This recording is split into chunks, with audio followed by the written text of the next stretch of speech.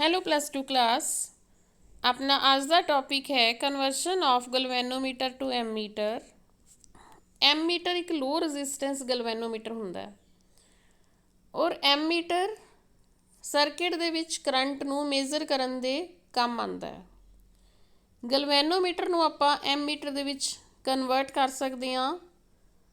ਇਸ ਲਈ ਆਪਾਂ ਨੂੰ ਇੱਕ ਲੋ ਰजिस्टेंस ਵਾਇਰ ਚਾਹੀਦੀ ਹੋਏਗੀ ਜਿਹੜੀ ਕਿ ਆਪਾਂ ਗਲਵੈਨੋਮੀਟਰ ਦੇ ਪੈਰਲਲ ਲਗਾਵਾਂਗੇ। You can see in the diagram ਜਿਹੜੀ कैपिटल G शो हो रही है दैट इज़ गलवैनोमीटर उसके पैरलल ਆਪਾਂ S शंट मतलब लो रजिस्टेंस वायर लगाई है। ठीक है, पैरलल लगाई है। इस वायर ਨੂੰ शंट वायर कहते हैं और इस शंट वायर ਦੀ रजिस्टेंस डिपेंड करेगी कि ਆਪਾਂ ਨੂੰ ਕਿੰਨੀ रेंज ਦਾ एमीटर चाहिए।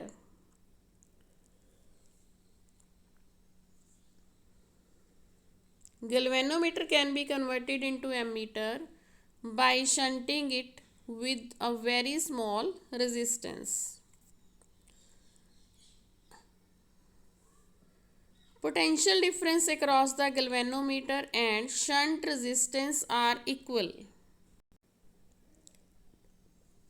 ਤੁਸੀਂ ਸਰਕਟ ਦੇ ਵਿੱਚ ਦੇਖੋ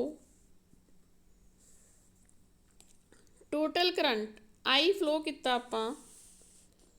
ठीक है, शंट वायर पैरल जोड़ी भी है। हुण टोटल करंट आई दे विचों आई जी करंट गलवैनोमीटर विचों पास हो गया ते बाकी दा current I minus I G shunt दे विचों पास होया।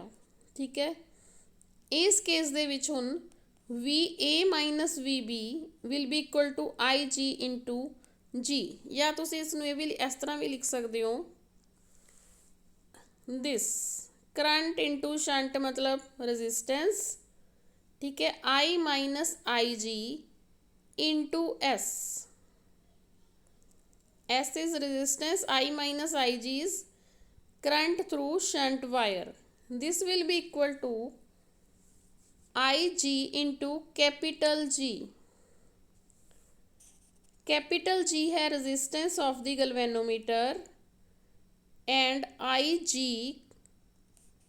Current flowing through the galvanometer. इस तो तुसी S दी वैल्यू कट सकते हो। ठीक है, this is the value of S shunt wire the resistance.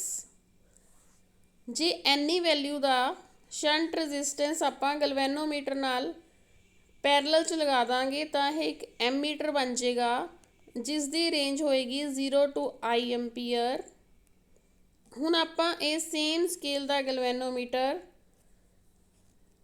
Current measure करन दे भी काम आएगा। ठीक है, सो शंट रेजिस्टेंस काफ़ी लो हुंदा है एंड यह कंबाइंड रेजिस्टेंस है गलवैनोमीटर ते शंट दा। दैन रजिस्टेंस होर भी लो होगी। ਇਹਦਾ मतलब ਜਿਹੜਾ ਇਹ एम मीटर बनाए ਆਪਾਂ बहुत लो रजिस्टेंस ਦਾ ਹੋਏਗਾ।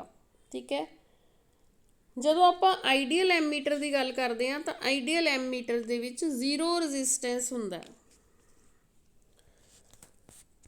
ਹੁਣ ਆਪਾਂ ਦੇਖਾਂਗੇ conversion of galvanometer to voltmeter. Now what is voltmeter? Voltmeter is a high resistance galvanometer. ठीक है, दो सर्किट दे विच अपने कोल दो पॉइंट्स हैं, उन्हां दो पॉइंट्स दे विच आपां पोटेंशियल डिफरेंस मेजर करना है, दैन आपां वोल्टमीटर यूज करते हैं। ਜਦੋਂ ਗਲਵੈਨੋਮੀਟਰ ਨੂੰ ਆਪਾਂ ਵੋਲਟਮੀਟਰ ਦੇ ਵਿੱਚ ਕਨਵਰਟ ਕਰਨਾ ਹੈ ਤਾਂ ਆਪਾਂ ਨੂੰ ਇੱਕ ਹਾਈ ਰजिस्टेंस ਲਗਾਉਣਾ ਪਏਗਾ ਵੋਲਟਮੀਟਰ ਦੀ ਸੀਰੀਜ਼ ਗਲਵੈਨੋਮੀਟਰ ਦੀ ਸੀਰੀਜ਼ ਦੇ ਵਿੱਚ। You can see capital G is galvanometer. आपां इहदे नाल सीरीज़ दे विच R हाई रजिस्टेंस लगाया और इस वैल्यू इहदी हाई रजिस्टेंस की वैल्यू डिपेंड करेगी कि आपां नूं किन्नी रेंज का वोल्टमीटर चाहिए।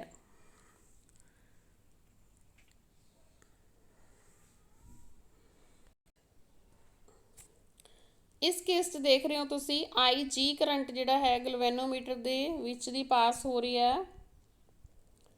सो इस रजिस्टेंस वोल्टमीटर बन गया है। वोल्टमीटर की टोटल रजिस्टेंस होएगी जी प्लस आर।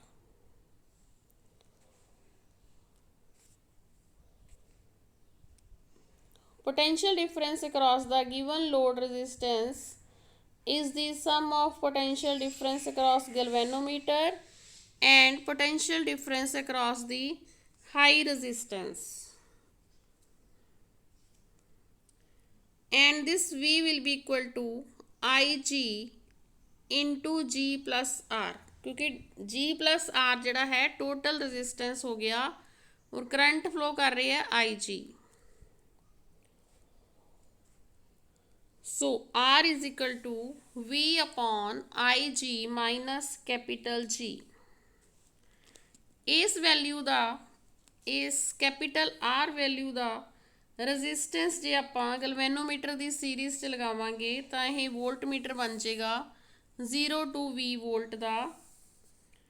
उही गलवेनोमीटर की सेम स्केल तो ही आपां पोटेंशियल डिफरेंस की वैल्यू मेजर कर सकते हैं।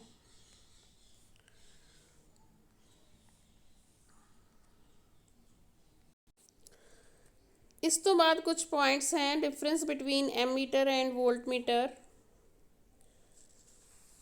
एमीटर लो रजिस्टेंस इंस्ट्रूमेंट हुंदा है, वोल्टमीटर दी हाई रजिस्टेंस इंस्ट्रूमेंट हुंदा है। एमीटर दे विच रजिस्टेंस हुंदी है capital G S upon G plus S. हुण कैपिटल जी गलवेनोमीटर की रजिस्टेंस है, एस शंट की रजिस्टेंस है। वोल्टमीटर दे विच रजिस्टेंस हुंदी है गलवेनोमीटर की प्लस जिहड़ा आपां रजिस्टेंस अटैच कीता है उसकी G plus R. Shunt resistance G I G upon I minus I G यही बहुत स्मॉल हुंदी है। एंड वोल्टमीटर दे विच सीरीज़ रजिस्टेंस दे विच रजिस्टेंस की वैल्यू हुंदी है V upon I G minus G और यह बहुत हाई हुंदी है। एमीटर नूं हमेशा आपां सीरीज़ च लगाने आ, वोल्टमीटर नूं सर्किट दे विच हमेशा पैरलल च लगाने आ। एमीटर जे आपां आइडियल एमीटर की गल करते हैं तो उसकी रजिस्टेंस 0 होनी चाहिए है। आइडियल वोल्टमीटर की रजिस्टेंस इनफिनिट होनी चाहिए है। गलवेनोमीटर तो जदों आपां एमीटर बनाया दैन इसकी रजिस्टेंस गलवेनोमीटर की रजिस्टेंस तो घट होनी चाहिए है। गलवेनोमीटर तो जदों आपां वोल्टमीटर बनाया तो इसकी रजिस्टेंस वध होनी चाहिए है। एमीटर की रेंज नूं आपां घटा नहीं सकते हैगे, बट वोल्टमीटर की रेंज नूं आपां घटा सकते हैं, घटा भी सकते हैं और आपां वधा भी सकते हैं। Right, this is difference between ammeter and voltmeter. ये अपना टॉपिक सी एमीटर ते वोल्टमीटर का। ओके बेटा, थैंक यू।